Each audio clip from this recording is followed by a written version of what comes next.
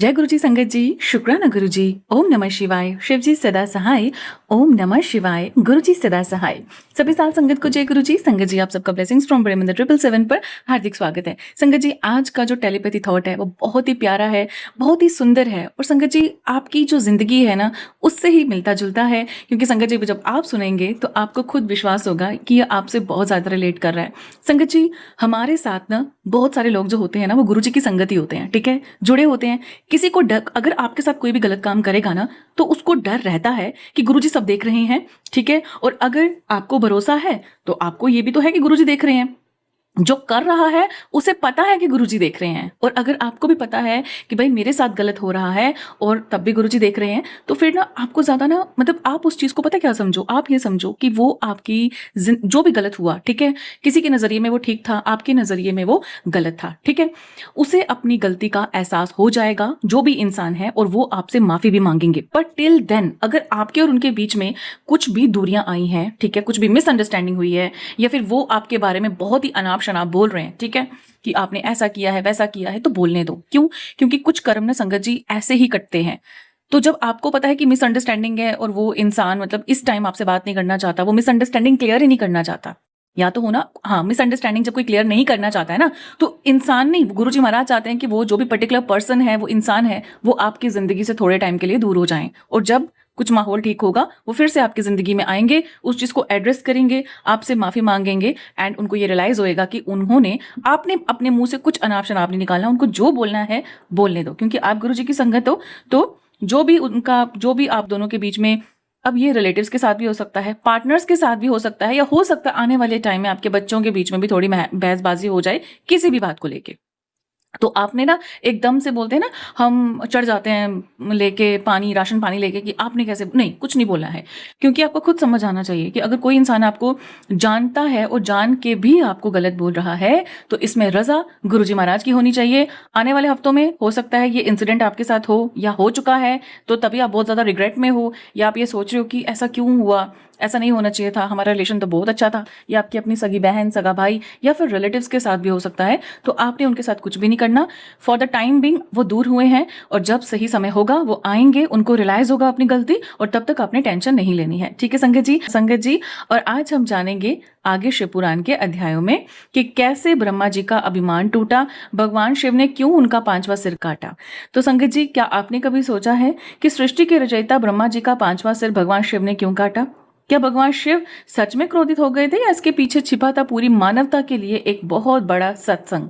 और क्या आप भी अनजाने में वही गलती कर रहे हो जो ब्रह्मा जी ने की थी, जिसके कारण सम्मान, प्रतिष्ठा और सुख सब छिन सकते हैं? तो आज का ये शिव पुराण का प्रसंग हमारी सोच बदल देगा, इसलिए इस सत्संग को अंत तक सुनिए, पूरा सुनिए और पूरे भक्ति भाव के साथ सुनिए। संगत जी, मैं आपसे पहले भी बोल चुकी हूँ कि जो लिंक है सत्संगों के, अगर आप चैनल को सब्सक्राइब करके बेल आइकन को प्रेस करते हो तो जो भी सत्संग होगा वो आपके पास ऑटोमेटिकली आ जाएगा जैसे ही वो अपलोड होगा। और अगर आप हमारे परिवार का एक और करीब हिस्सा बनना चाहते हैं तो चैनल की मेंबरशिप भी ज्वाइन कर सकते हैं। अब आइए बहुत ही सरल भाषा में शिव पुराण की इस अद्भुत कथा को समझते हैं। संगत जी, पिछले भाग में हमने जाना था कि ब्रह्मा जी ने अपने आप को सबसे बड़ा सिद्ध करने के लिए छल का सहारा लिया, ठीक है। उन्होंने क्या किया, केतकी के फूल को ही झूठी गवाही देने के लिए तैयार कर लिया। भगवान शिव सब कुछ देख रहे थे, भोलेनाथ दयालु हैं, लेकिन जब कोई अहंकार और झूठ के रास्ते पर चलकर धर्म की मर्यादा तोड़ देता है तब वे न्याय भी करते हैं। महादेव का तीसरा नेत्र खुल गया, उस दिव्य अग्नि से एक अत्यंत तेजस्वी और भयानक स्वरूप प्रकट हुआ। वे थे काल भैरव, भगवान काल भैरव। भगवान शिव ने आदेश दिया, भैरव, जिसने अहंकार और छल का मार्ग अपनाया है उसके उसके कर्म का दंड दो। आज्ञा मिलते ही काल भैरव ब्रह्मा जी के पास पहुंचे। उन्होंने ब्रह्मा जी के बाल पकड़ लिए, एक ही क्षण में अपनी तलवार से उनका 5वां सिर काट दिया। ये देखकर पूरा ब्रह्मांड स्तब्ध रह गया। यहाँ हमें ये बात समझनी चाहिए, भगवान शिव ने ब्रह्मा जी को इसलिए दंड नहीं दिया क्योंकि वे उनसे बड़े बनना चाहते थे। उन्होंने दंड इसलिए दिया क्योंकि झूठ और अहंकार को कभी भी सम्मान नहीं मिलना चाहिए। अगर उस समय भगवान शिव ब्रह्मा जी की गलती को अनदेखा कर देते तो संसार में ये संदेश चले जाता कि पद बड़ा हो तो गलती भी माफ हो जाती है। लेकिन भगवान शिव न्याय के देवता है। संगत जी, उनकी नजर में हर कोई अपने कर्मों से बड़ा या छोटा होता है। मान लीजिए किसी ऑफिस में एक बड़ा अधिकारी अपनी गलती छिपाने के लिए झूठ बोल देता है। अगर उसके साथ कोई कार्रवाई ना हो तो बाकी कर्मचारी भी यही सोचेंगे कि झूठ बोलना ठीक है। धीरे धीरे पूरा वातावरण खराब हो जाएगा। इसलिए कभी कभी अनुशासन बनाए रखने के लिए दंड भी आवश्यक होता है। यही संदेश भगवान शिव इस कथा के माध्यम से देते हैं। जब ब्रह्मा जी ने अपना पांचवा सिर कटते देखा तो उनका सारा अभिमान चूर हो गया। वे कांपने लगे। जी, उन्हें अपनी गलती का एहसास हो गया। वे तुरंत काल भैरव के चरणों में गिर पड़े और क्षमा मांगने लगे। उसी समय भगवान विष्णु ने भगवान शिव से विनती की। उन्होंने कहा, प्रभु, ब्रह्मा जी से भूल अवश्य हुई है, लेकिन इन्हें पांचवा सिर भी आपकी ही कृपा से मिला था। कृपया इन्हें क्षमा कर दीजिए। भगवान शिव का हृदय करुणा से भर गया। उन्होंने भैरव को रोक दिया। देखिए, यही भगवान शिव की सबसे बड़ी विशेषता है। वे गलती पर दंड भी देते हैं और सच्चे पश्चाताप पर क्षमा भी कर देते हैं। अगर इंसान अपनी गलती मान ले, दिल से पछतावा करे और दोबारा वही गलती ना करने का संकल्प ले, तो भगवान भी उसे माफ कर देते हैं। संगत जी, घर में कई बार जो हमारे बच्चे होते हैं वो गलती कर देते हैं। माता पिता उन्हें समझाते हैं। अगर बच्चा अपनी गलती मान ले और रोते हुए कहे, मुझसे गलती हो गई, अब दोबारा नहीं करूंगा, तो माता पिता भी उसे गले लगा लेते हैं। लेकिन अगर वही बच्चा बार बार गलती करे और फिर भी अभिमान करता रहे तो उसे समझाने के लिए कठोर होना पड़ता है। भगवान शिव भी ठीक ऐसे ही हैं। भगवान शिव ने ब्रह्मा जी से कहा, तुमने अपनी प्रतिष्ठा और ईश्वर तत्व दिखाने के लिए छल किया है, इसलिए मैं तुम्हें श्राप देता हूं कि संसार में तुम्हारी पूजा बहुत कम होगी। तुम्हारे नाम पर बड़े उत्सव नहीं मनाए जाएंगे।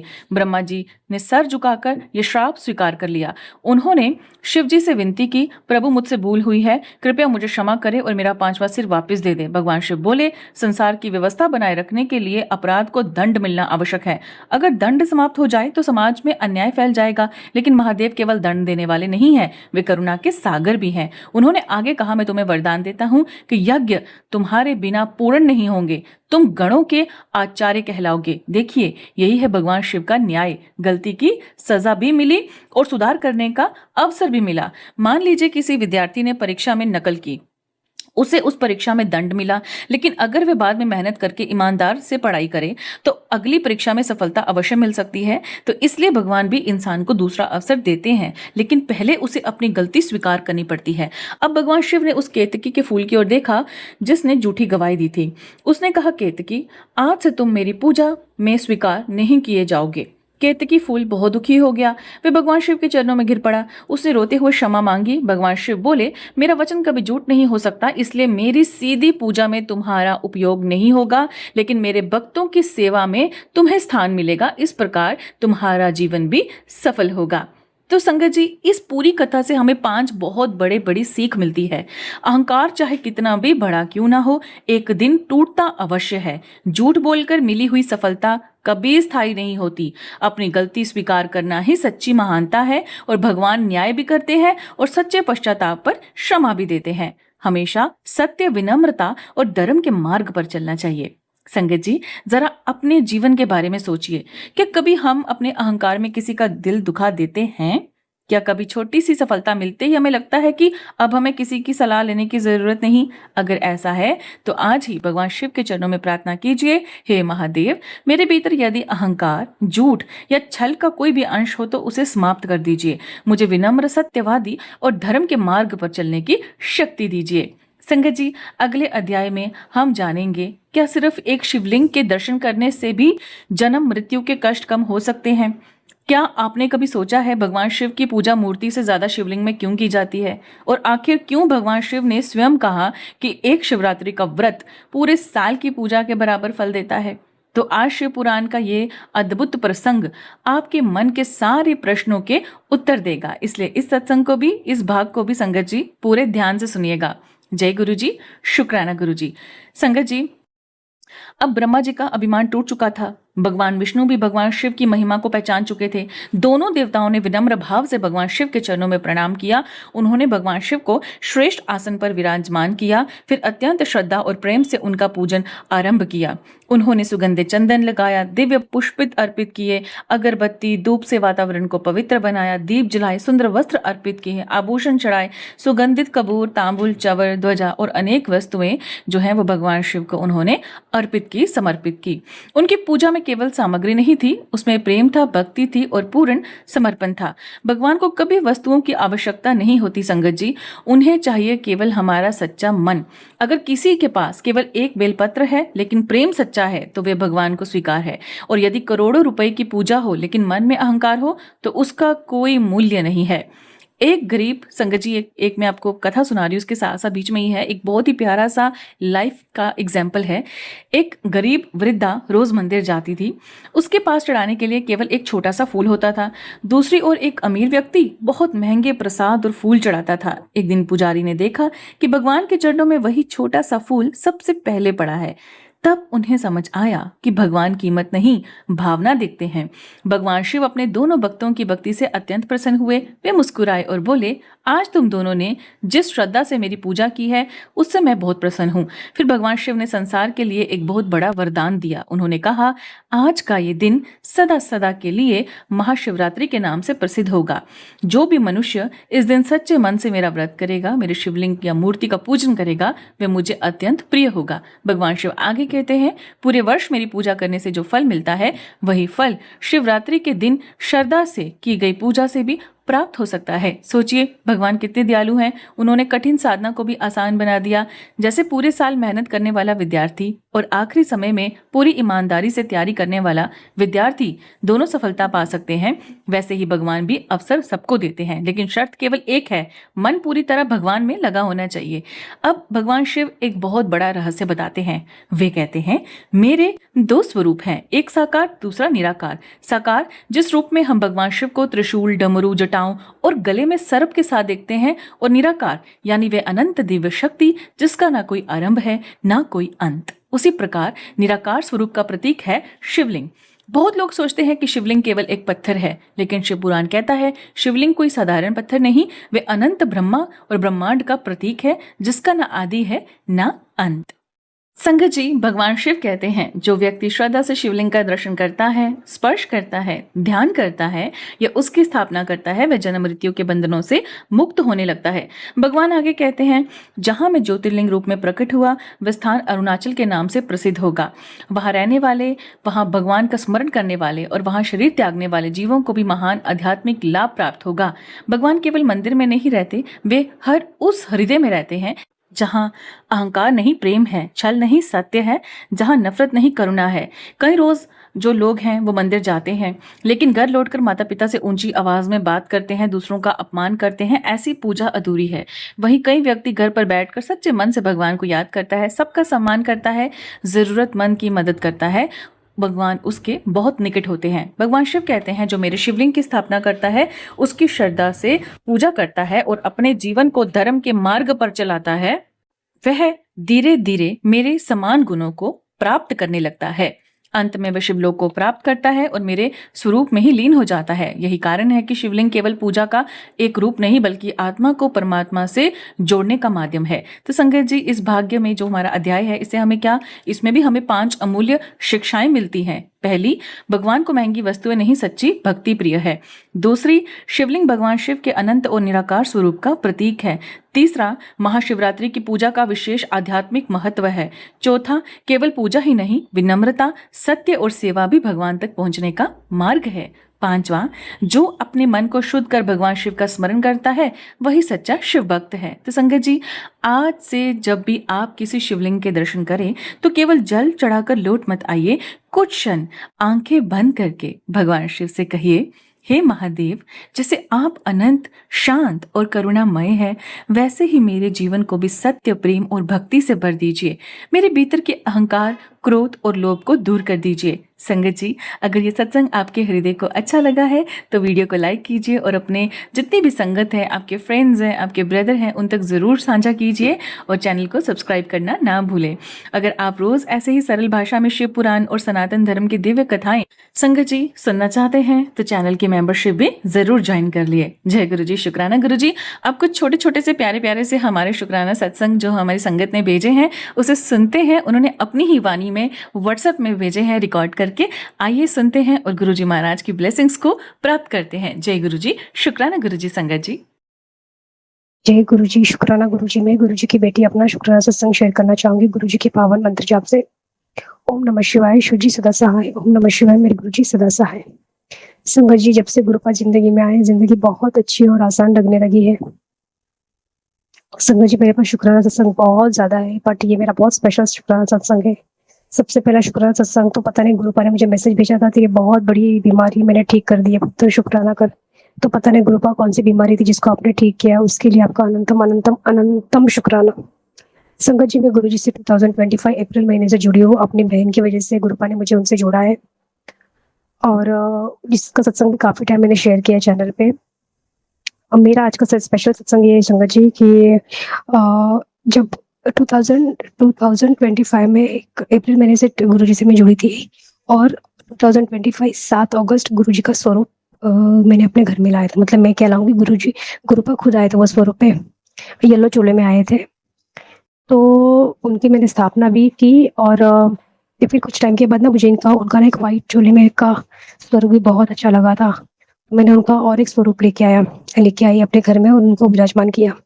तो जो मेरा पहले कि गुरुपा के लिए मेरे घर में से अलग से कोई मंदिर नहीं है संगत जी, तो गुरुपा को मैंने बोला आप ही जगह बनाइए। तो एक थॉट उन्होंने मेरे माइंड में दिया और मैंने जो उनका जहाँ पे जो पहले स्वरूप रखा था उस जगह पे मैंने नया स्वरूप लगा के रख दिया।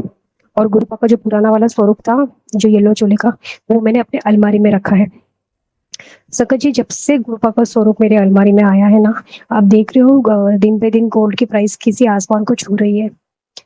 और जब से गुरुपा मतलब मेरे अलमारी में विराजमान हुए, मतलब मैंने पता नहीं क्या मेरा थॉट है, गुरुपा ने मेरे माइंड में डाला होगा, तो वो येलो चोले का स्वरूप मैंने अपने अलमारी में रख दिया था, जिसमें अपने अपनी ज्वेलरी रखती हूँ।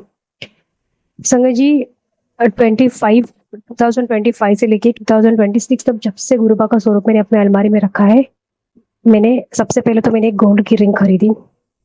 उसके बाद मैंने मंगलसूत्र लिया। उसके बाद मैंने फिर से मुझे इस साल मैंने बैंगल लिया, मतलब रिंग, मंगलसूत्र और बैंगल्स, ये 3 चीज़ें आई मेरे पास। तो उसके लिए गुरुपा आपका अनंतम, अनंतम, अनंतम शुक्राना। और आज का ये शुक्राना सत्संग एक्चुअली स्पेशल मैं इसलिए बोल रही हूँ संगत जी कि मैं हमेशा गुरुजी का स्वरूप जब अपनी अलमारी में रखती थी ना, और जब भी मैं जब मुझे कुछ ज्वेलरी चाहिए और जब मैं लेती थी, तो मुझे ऐसा लगता था पता नहीं गुरुपा को अच्छा लग रहा है, नहीं लग रहा है, मैंने उनका स्वरूप ऐसे अलमारी में रखा है।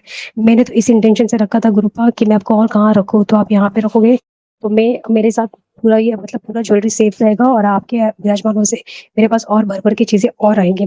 ऐसा मेरा थॉट प्रोसेस था। तो अभी क्या हुआ ना संगत जी, बहुत सारी जो ज्वेलरी मैंने बनाई तो लाइक थोड़ा अकाउंट में मेरे पैसे कम हो गए। तो मेरे माइंड में वो थॉट आया था कि मतलब ज्वेलरी के चक्कर में मुझे और भी थोड़ी सी ज्वेलरी बनानी है, बट अभी अकाउंट में उतने पैसे नहीं थे कि मैं जैसे ज्वेलरी बना पाऊँ। ऐसे थॉट आया मेरे माइंड में कि मेरा अकाउंट अभी थोड़ा सा मतलब उतना नहीं भरा हुआ, थोड़ा खाली हो गया था। तो संगत जी, गुरुपा ने आज मेरे साथ टेलीपैथी की है, तर तेरे अलमारी में मैं विराजमान हूँ, तू पैसे की टेंशन ना ले, वो हमेशा भरती जाएगी। तो मुझे इतना अच्छा लगा, जैसे मुझे ऐसा लग रहा है जैसे गुरुपा ने वो मेरे लिए आज वो टेलीपैथी की है और ये थॉट मेरे माइंड में संगत जी 2-3 दिनों से आ रहा था और गुरुपा ने आज ही उसकी टेलीपैथी की है। तो उसके लिए गुरुपा आपका अनंतम, अनंतम, अनंतम शुक्राना। ये शुक्राना सत्संग शेयर करने में अगर मुझसे कोई भी गलती होगी तो कृपया मुझे माफ करिएगा गुरुपा। संगत जी, आप भी मुझे माफ करिएगा। मैं अपना शुक्राना सत्संग यहीं पे समाप्त करना चाहूंगी गुरुपा के पावन मंत्र जाप से। ओम नमः शिवाय, शिव जी सदा सहाय। ओम नमः शिवाय, गुरुपा सदा सहाय। जय गुरु जी, शुक्राना गुरु जी, अनंतम, अनंतम शुक्राना मेरे गुरुपा। जय गुरु जी, शुक्राना गुरु जी। जय सोनांटी, जय संगत जी। सोनांटी में ये अपना शुक्राना सत्संग बड़े मंदिर 777 सोनांटी के चैनल पर अपना छोटा सा शुक्राना सत्संग शेयर कर रही हूँ। प्लीज सोनांटी मेरा ये सत्संग शेयर कर देना। मैं गुरु जी के सामने बैठकर आज बृहस्पतिवार के दिन शाम साय संध्या अपना छोटा सा शुक्राना सत्संग गुरु जी के चरणों में समर्पित करती हूँ। मुझसे सत्संग कोई कहने में गलती हो जाए, गुरु जी प्यारे संगत तो मुझे क्षमा कर देना। मैं मंत्र जाप से अपना शुक्राना सत्संग शुरू करूंगी। ओम नमः शिवाय, शिव जी सदा सहाय। ओम नमः शिवाय, गुरु जी सदा सहाय। ओम नमः शिवाय, शिव जी सदा सहाय। ओम नमः शिवाय, गुरु जी सदा सहाय। मेरे प्यारे प्यारे गुरुपा को जय गुरु जी। गुरु जी की महिमा की जितनी बड़ाइयां करूं, जितना गुणगान करूं, मैं कम है। गुरुपा की मेरे पे बहुत बड़ी मेहर है, बहुत बड़ी मेहर है। गुरुपा के मेरे पास मैसेज आ रहे थे कि तुझे यात्रा ब्लेस करूंगा, तुझे घूमने भेजूंगा। तो गुरुपा ने मुझे मेरे पास मैसेज आ रहे थे, तो गुरुपा ने मुझे अभी 5 दिन की घूमने के लिए मुझे भेजा है। मैं अभी मैं 11 तारीख को गई थी, मैं 15 तारीख की शाम को ही लौटी हूँ। तो गुरुपा ने मुझे घूमने के लिए हरिद्वार, देहरादून मुझे गुरुपा ने भेजा और बहुत अच्छे से गुरुपा ने मेरे से सफर भी नहीं होता है, मैं 1 घंटे का सफर भी नहीं कर पाती, मेरे को इतनी ज्यादा दिक्कत परेशानी होती है। तो गुरुपा ने मुझे इतना प्यारा सफर करवाया, 5 घंटे का सफर मुझे पता भी नहीं लगा, मुझे थकावट हुई नहीं, मेरे को सिर में दर्द कोई भी दिक्कत नहीं हुई। और पूरे रास्ते गुरुपा ने तितली के रूप में गाड़ी के आगे बार बार दर्शन दिए, सफेद कबूतर के रूप में गुरुपा ने दर्शन दिए, उसके लिए तहे दिल से शुक्राना। शुक्राना मैंने कहा था गुरुपा आप भी साथ चलो, तो गुरुपा ने दिखा दिया कि देख मैं भी तेरे साथ हूँ, तितली के रूप में दर्शन देके, तो उसके लिए भी गुरुपा का तहे दिल से शुक्राना। और सफेद कबूतर गाड़ी के आगे से निकल के गया, उसके लिए भी तहे दिल से शुक्राना। मैं बोल के गई थी गुरुपा घर का ध्यान रखना, हमारे अंग संग भी रहना, तो गुरुपा ने घर का भी ध्यान रखा, हमारे अंग संग भी रहे। गुरुपा ने इतने अच्छे से 5 दिन बिताए, उसके लिए तहे दिल से शुक्राना। हरिद्वार में गुरुजी ने दक्ष मंदिर में भोले बाबा के दर्शन कराए, उनकी आरती में हमें शामिल करवाया, हमने उनकी शाम संध्या की आरती में शामिल हुए। गुरुपा ने इतने अच्छे से आरती करवाई हमें, तो उसके लिए भी तहे दिल से शुक्राना शुक्राना शुक्राना। गुरुपा आप मेरी हर बात सुनते हो गुरुपा, कोई भी परेशानी होती है मैं आपसे बोलती हूँ और आप वो मेरी एकदम पूरी कर देते हो गुरुपा, जैसे मेरी करते हो वैसी सारी संगत की करना, सबकी करना गुरुपा। उसकी मैं आपका तहे दिल से कितना शुक्राना करूँ कम है। आप हर गलत लोगों से हमारी रक्षा कर रहे हो, नेगेटिव लोगों को हमारे पास आने नहीं दे रहे हो, हमें दूर कर रहे हो उनसे, उसके लिए भी गुरुपा आपका तहे दिल से शुक्राना शुक्राना शुक्राना शुक्राना। और आपके मैसेज आ रहे हैं मुझे, मैंने तेरी बहुत बड़ी बीमारी से तुझे बचाया, तो गुरुपा मुझे तो नहीं पता आपने कौन सी बीमारी मेरी काटी, कौन से वो करा, तो उसके लिए भी आपकी बेटी तहे दिल से शुक्राना करती है। बस आप साक्षात मेरे घर में विराजमान हो, मेरे पिता देख रहे हैं, तो मुझे अब किसी बात का ना ही डर लगता है, ना ही मैं चिंता करती हूँ। जब मेरे करवाने वाले मेरे साक्षात मेरे भोले बाबा मेरे गुरुपा बैठे हैं, तो मैंने तो टेंशन लेनी ही छोड़ दी है गुरुपा। बस आपने ऐसी ही कृपा हमेशा बनाए रखना, अपनी बेटी के हमेशा आशीर्वाद बनाए रखना गुरुपा। फिर आपकी बेटी बस यहीं पे यहीं तक शुक्राना सत्संग कर रही है, फिर आगे आप फिर सत्संग की तैयारी में फिर दोबारा आपका शुक्राना सत्संग शेयर करूंगी गुरुपा। मैं सोना आंटी की कितनी प्यारी आवाज है, मैं उनको भी इतनी प्यारी सोना आंटी है, आप उनकी फैमिली को उनको भी खूब ब्लेस करना, सारी संगत को खूब ब्लेस करना, भर भर के सबको खूब आशीर्वाद देना गुरुपा। मेरे पूरे परिवार के, मैं के वालों की, हम सब भाई बहनों की तरफ से भी आपका तहे दिल से शुक्राना शुक्राना शुक्राना शुक्राना। हमें अपना यही सत्संग यही विराम देती हूँ, तब तक के लिए जय गुरु जी।